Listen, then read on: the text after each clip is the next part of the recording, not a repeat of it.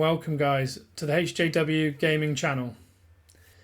In this video I'm going to be continuing my Arts of War series, trying to give you the best tips and tricks to make you and your faction more effective on the battlefield. This video is going to be a little bit shorter than my basics video, but that doesn't mean the tricks are any less effective. I really hope you enjoy. So primarily these intermediate tricks are going to be based around stamina management and combat maneuvers. It doesn't matter how powerful your armies are, if you run out of stamina you're completely dead in the water. So similar to my basics video, everything is going to be completely revolving around wasting the enemy's stamina. Your ability to manage your commander's stamina versus your opponent's stamina will have a significant effect on your success in PvP warfare. If you can outsmart them, you will do better versus them. If you can trick your opponent into using up stamina on their most powerful commanders whilst conserving your own, then you will be more in control of the battlefield. Always make sure you're aware of each of your commander's stamina level and try and keep a record of your opponent's stamina use as well.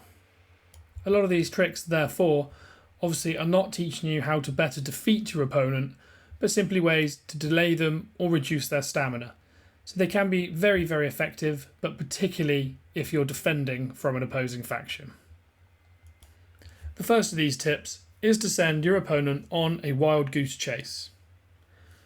The way you do this is you find a good strategic point that puts your opponent at risk.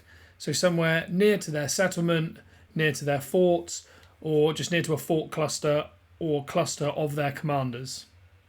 You head there with low-level commanders, effectively scouts, forcing your opponent to deal with the perceived threat.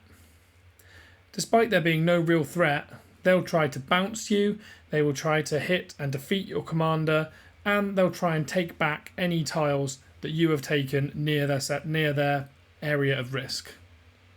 If you have enough commanders to do this repeatedly until their stamina runs out, then you can just completely leave them stranded, spread out all over the battlefield and poorly organised, despite the fact that you've only used stamina from very, very weak commanders.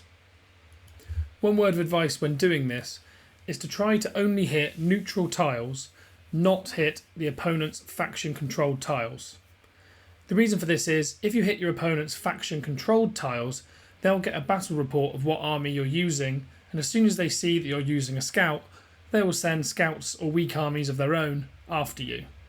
If you hit neutral tiles, they won't know what you're using to take the tiles, and they'll then be more likely to send their high-powered commanders after you, wasting stamina on their best possible commanders. Remember, the objective of this is to blunt your opponent's effectiveness, so if you kill their stamina, you can then send your high-power commanders in with plenty of stamina and repeatedly hit them to defeat them.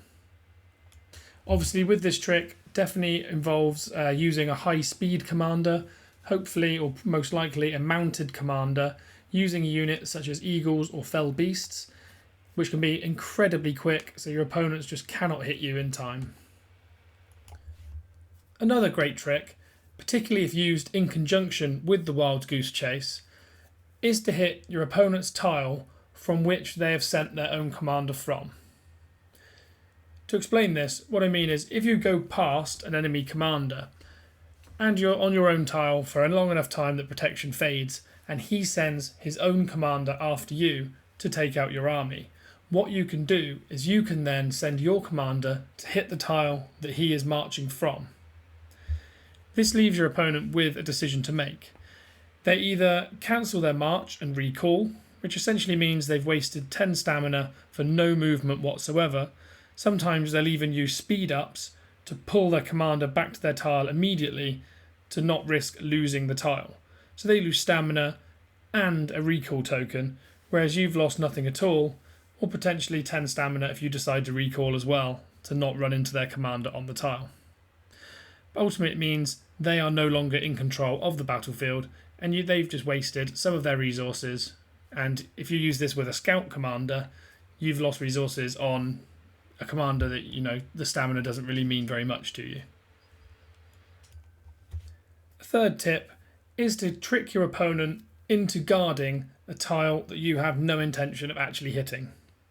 To do this, you find an opponent surrounded by a group of their faction-controlled tiles, and you then send several low-level commanders straight at the surrounding tiles.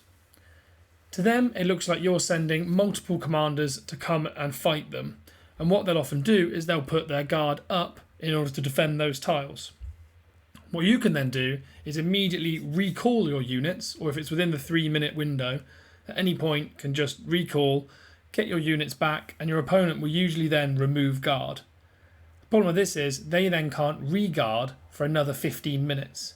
So if you wanted to, you could then resend the tiles again, or just send a different tile if it's another neighbouring tile, because you've now tricked them into wasting their guard, which means they might have to burn up additional stamina to move to the tiles directly that you're going to attack in order to defend them, because they don't have that guard. Guard is one of the most important things in this game, particularly for holding ground, so making your opponent waste this guard can give you an enormous advantage. And that's all those tips are related to making your opponent use up more stamina. The last tip I have for you here in the intermediate tricks is actually how to save your own troops when you're sieging in war. When you're sieging in enemy territory, often the opposition will try to time putting an army on their commander in order to what's called snipe siege, or put a guard up as your siege is about to hit. Particularly if you're sieging someone's settlement, the opponent will learn which commanders of yours are your siege armies, and they'll wait until your strongest commanders hit and do durability damage to their settlement, and then they will put command on their best commanders just as your siege armies are about to hit, knowing that it's a nice free easy win and losing you a ton of troops.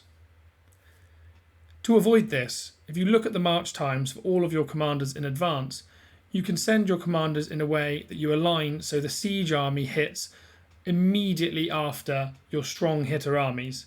You don't want to leave any time between the two of them hitting, because otherwise your opponent will have time to put command on their strongest commanders. If you align this effectively, your opponent will be left with the choice of either allowing the siege on his keep or fort or whatever it is you're attacking, or putting the army on his commander in advance and just accepting that it's going to be hit by your strongest commander, therefore losing him a great deal of troops.